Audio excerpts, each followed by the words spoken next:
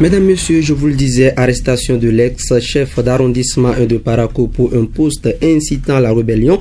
L'information tient le haut du pavé depuis hier lundi.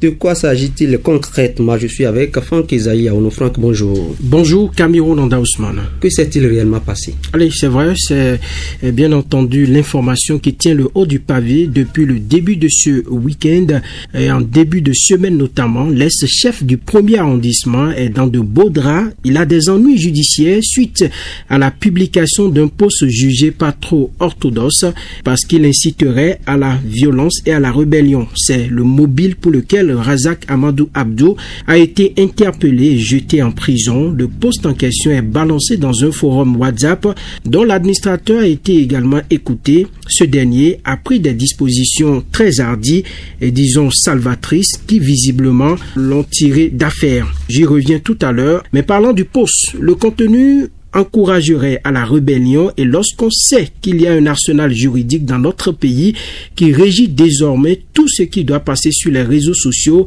il en a appris à ses dépens. Le post, il a fait référence à plusieurs chefs d'État dont les règnes ont été qualifiés de dictatorial pour conclure que le peuple doit prendre son destin en main et ne plus attendre le 6 avril 2021, donc allusion faite aux élections qui sont en préparation dans notre pays. C'est un message qui porterait des gènes de violence et d'incitation à la haine. Et comme on pouvait s'y attendre, il a été interpellé, écouté et placé sous mandat de dépôt depuis 48 heures. Razak Amadou Abdou est ancien chef d'arrondissement, membre de la coordination départementale Borgou du parti Les Démocrates. Vous dites que l'administration a pris des dispositions à dire. Dites-nous davantage sur ces dispositions. On dit souvent que prudence est mère de sûreté. L'administrateur du forum dans lequel le post a été balancé a été très habile et très attentif. Ce qu'on demande d'ailleurs à tous les administrateurs de forum WhatsApp. Dès la publication du dit post, il a immédiatement identifié le numéro de ce dernier, l'a retiré et procédé à la fermeture temporaire du forum. Mais malgré ces dispositions, Cameroun Nanda Ousmane, tenez-vous tranquille, a été écouté par le procureur de la République et mis sous convocation. La preuve que l'acte est gravissime et n'eût été sa propre réaction, il aurait connu peut-être, je dis peut-être, le même sort que l'auteur du post. Je vous lis rapidement le message que l'administrateur du forum a balancé avant de suspendre toute activité sur le forum.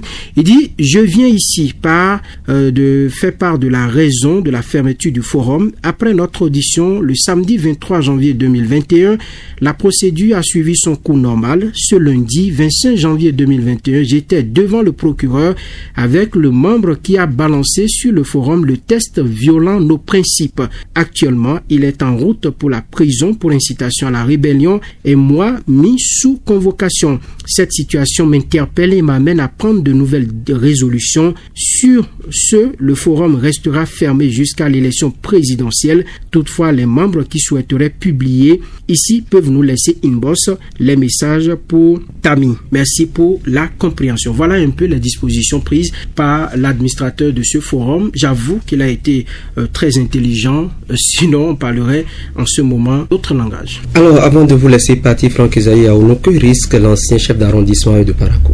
La suite à donner à cette affaire, c'est la justice qui en décidera puisque le dossier est déjà pendant devant la justice. On ne peut dire grand-chose d'ailleurs. Toutes les autorités judiciaires que nous avons pu joindre ce matin n'ont voulu rien dire sur le dossier qui est désormais en instruction. Pareil au niveau de la police républicaine qui dit avoir joué déjà son rôle, sa partition, et il revient à la justice de situer désormais les responsabilités. Et donc, ce qu'on peut dire, le sieur Razak Amadou Abdou est tombé sous le coup du code du numérique, notamment en ses articles 552 et 553 qui évoquent l'incitation à la haine et à la violence d'une part et l'incitation à la rébellion d'autre part. À l'audience prévu pour, selon nos informations, le 9 février prochain. On en saura davantage sur le sort qui sera celui de l'ex-chef du premier arrondissement de la ville de Parakou. Déjà, les leçons qu'on peut tirer, faisons très attention. Nous sommes dans une période